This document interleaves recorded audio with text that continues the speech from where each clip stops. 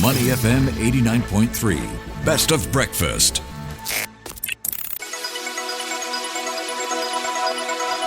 The U.S. Market Update with Money FM 89.3. Good morning, folks. Welcome to the U.S. Markets Wrap with me, Ryan Huang. We've got a bit of a mixed look across Wall Street. The Dow Jones Industrial Average down as worries over U.S. inflation and a mixed bag of big bank earnings dragged the blue chip index lower. The 30-stock Dow lost over 430 points or 1% down to 44,023. The S&P 500 also down 0.4% to 6,243, retreating from a record high reached earlier in the session. The Nasdaq was the outperformer, squeezing out a gain of 0.2% to a record close of 20,678. So much of it helped by a 4% rise in Nvidia shares after the chip company said it hopes to soon resume deliveries of its H20 GPU sales to China. So lots to talk about, and we've got Phil Orlando. He is the Chief Equity Market Strategist for Federated Hermes. Phil, thanks for joining us on the show. How are you doing? Good morning. Thank you very much for having me on. Yeah, good evening to your neck of the woods. Let's talk about what's been playing out in the markets. And we've got a bit of a mixed bag right now with, of course, record highs in recent days. What do you take away from the latest market action? Well, we've had a phenomenal run here. The stock market is up 30% over the last 3 months. This was the shortest but the strongest rally from a 15% or more correction that we've seen in the history of the stock market. So a lot of the concern and volatility we saw earlier in the year, February, March, and April, has really unwound, and equity investors are a lot more confident and enthused over the course of the last 3 months. Okay, so we do have earnings coming underway. We've got the banks reporting the latest numbers, starting to trickle in. What do you take away from it? So far, it seems like a bit of a mixed bag. You're exactly right that earnings in the first quarter were very strong, up about 13% year over year. The expectation for the second quarter, which just started this week, is that earnings are only going to be up about 5% year over year. So right from the get-go, you recognize that investors are looking for the economy to slow and corporate earnings to slow. Same story with revenues. Revenues in the first quarter were up almost 5%. The expectation is that they're only going to be up around 4% in the second quarter. So J.P. Morgan reported today. Those numbers were very good. They beat on earnings. They beat on revenues. They raised their guidance, yet the stock still sold off. So I think to a significant degree, with this 30% rally we've seen over the last 3 months in the overall market, which we just talked about, I think there's a lot of buy the rumor, sell the news in here, that a lot of the good news from the earnings season is already baked into share prices. Yeah, we did see the volatile quarter helping to support trading for some of these bank numbers, but you did point to how there is a bit of a pricing in of expectations already. Let's talk about those expectations of where the economy is going. So we do have tariffs hanging over pretty much every economy in the world right now. Come August the 1st, we could see tariffs kick up a notch. How is that going to be impacting markets in time to come? The situation is highly uncertain.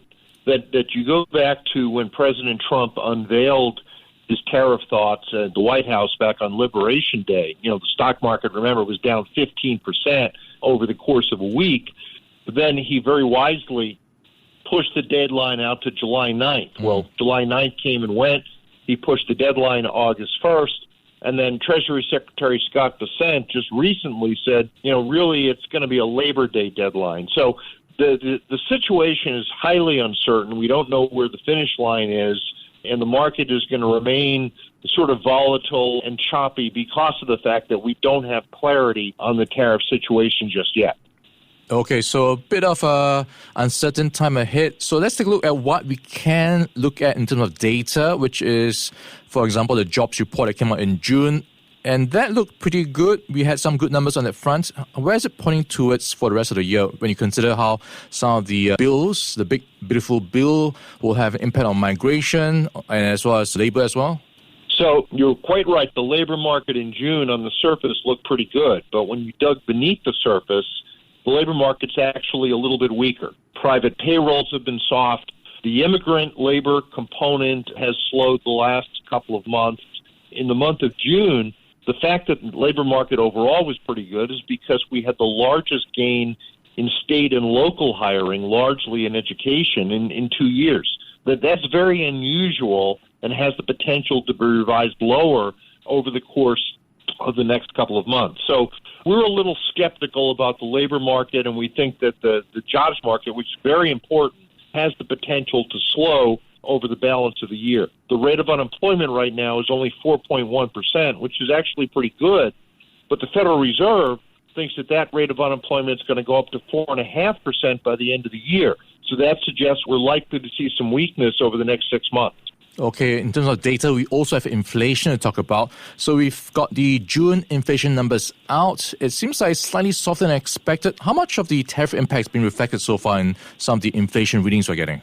The inflation readings have actually been quite good. We had an uptick in inflation last year, but in the first 6 months of this year, inflation has come down to roughly a 4-year low. This morning's numbers were pretty good. The core consumer price index was only up 2.9% versus 2.8% in the month of May. So inflation has been relatively well behaved. So when you look at the fact that inflation's in pretty good shape, the labor market's slowing, our view is that the Federal Reserve should be thinking about cutting interest rates at some point later this year, and we think that we're going to get 2 quarter-point cuts, with the first one maybe coming in the middle of September. All right, September cut. We'll look out for that. And looking at what is going to be the playbook for investors, how are you approaching where to invest right now when you have these record highs on Wall Street and all these uncertainties playing out? Well, the point, very important to understand, is that we are entering historically a very choppy seasonal period for the stock market. The August, September, October period, it tends to be very soft. So when you look at the fact that we've had this phenomenal 30% gain in the last 3 months, we've got these questions about tariffs in the labor market, the housing market, and corporate earnings, and we're entering sort of a seasonally choppy period. That suggests to me that the risk of a modest correction, maybe the stock market's down 5 to 8% or so over the next couple of months. So our view is that we wouldn't be chasing money into the stock market right now. Let the market come back to us. We think that there may be better values later in the year, and we expect the S&P to get back up to the 6,500 level by the end of the year, which would be a new record high for stocks. All right, look for better value in the days ahead. We've been in conversation with Phil Orlando. He is the Chief Equity Market Strategist for Federated Hermes. Phil, thank you so much for your time and insights. Great chatting with you. Thank you very much for having me. Have a good day. You Take too. care. Stay at Money FM 89.3. Before acting on the information on Money FM, please consider if it's suitable for your own investment objectives, financial situation, and risk tolerance.